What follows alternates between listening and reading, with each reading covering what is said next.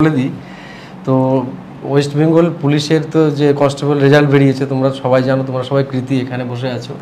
তো তোমাদেরই এক বন্ধু তোমাদের সঙ্গে কথা বলবে, তো ওর জীবনের স্ট্রাগেলটুকু শুনতে চাই। চাও তো তোমরা সবাই?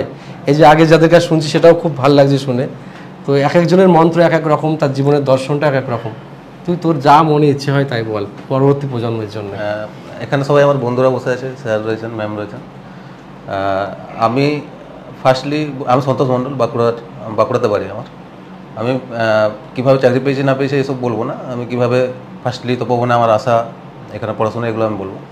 তো ফার্স্টলি আমি যখন ডিপ্লোমা করি তখন 2013 থেকে 16 পর্যন্ত আমি ডিপ্লোমা করছিলাম। 2014 আমার মনে আছে এখন ডেটটা, জানুয়ারির 14 তারিখ।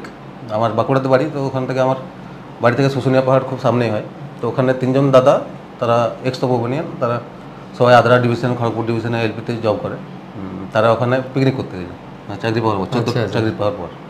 তারা আমায় যখন এরকম ক্যাজুয়াল পরিচয় হয়েছিল, তারা বলেছিল যে কী করছিস, কী পড়ছিস না করছিস।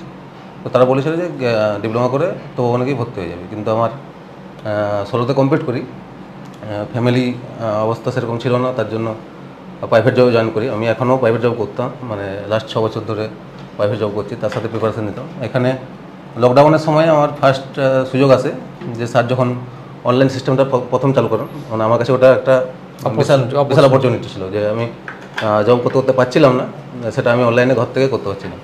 তো ফার্স্ট মানে অনলাইনে ফার্স্ট ব্যাচে আমি ভর্তি হয়েছি স্যারের কাছে।